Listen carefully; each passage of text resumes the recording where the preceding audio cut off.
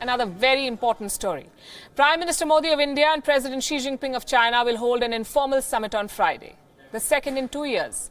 Ahead of the meeting, it's important to discuss the two broad narratives about this summit. One, that says it carries forward the spirit of Wuhan. And two, that says this is just India and China going through the motions. The Wuhan spirit is dissipating. Before we discuss this, let's take you to the town that is gearing up for this meeting, Mamallapuram in Tamil Nadu.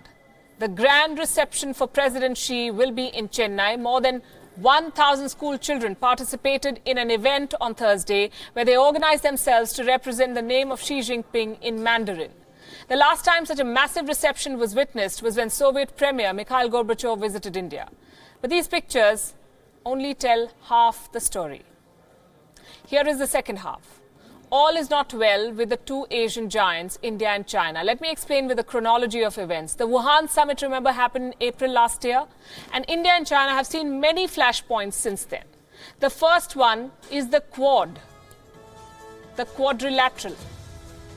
This is a league of countries with a combined vision of the Indo-Pacific region. The Quad has 4 members, the US, Japan, Australia and India.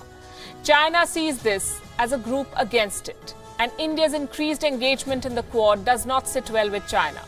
Recently, the Quad had agreed to patrol the waterways from the Indian Ocean and the Pacific to the East and South China Seas.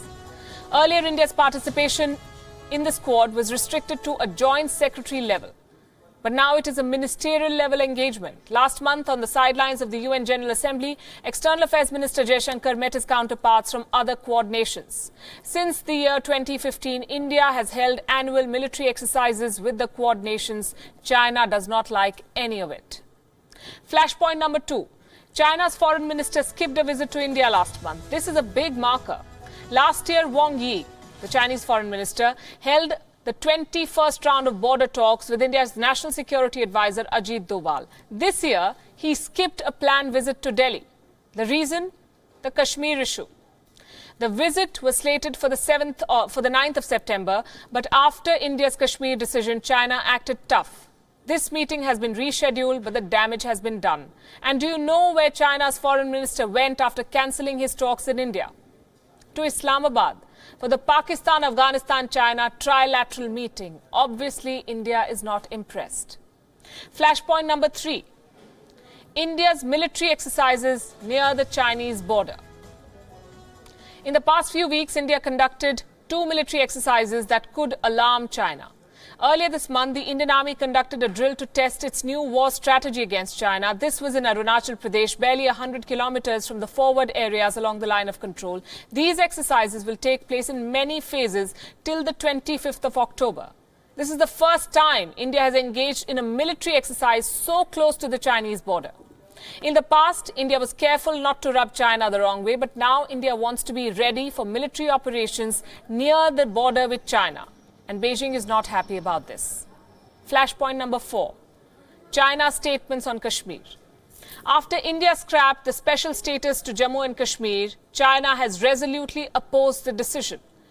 China backed Pakistan at the UN closed-door meeting. China backed Pakistan at the UN General Assembly. And even now, China continues to say that this issue should be resolved as per the UNSC resolutions and rules of bilateral engagement. That's not all. China has reassured support to Pakistan on Kashmir time and again.